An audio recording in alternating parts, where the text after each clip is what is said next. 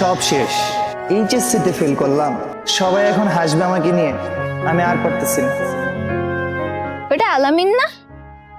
আলামিন? হ্যাঁ, ও তো আলামিন। বসে আছে কেন একা? চল তো দেখি। কিরে আলামিন, কি অবস্থা? তো চুপচাপ কেন?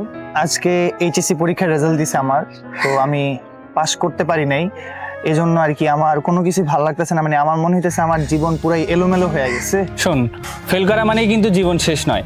তুই কি জানিস এসএসসি সার্টিফিকেট দিয়ে ডিপ্লোমা ইঞ্জিনিয়ারিং এ ভর্তি হওয়া যায়? আমরাও এইচএসসি দিইনি, এখন আমরা ডিপ্লোমা করে নিজের পায়ে দাঁড়িয়েছি। সত্যি? আমি কি আবার নতুন করে সবকিছু শুরু করতে পারবো? হ্যাঁ, তুই অবশ্যই পারবি। তুই চাইলে আমাদের প্রতিষ্ঠানে ভর্তি হতে পারবি। তাহলে চলো তোমাদের প্রতিষ্ঠানটা দেখে আসি।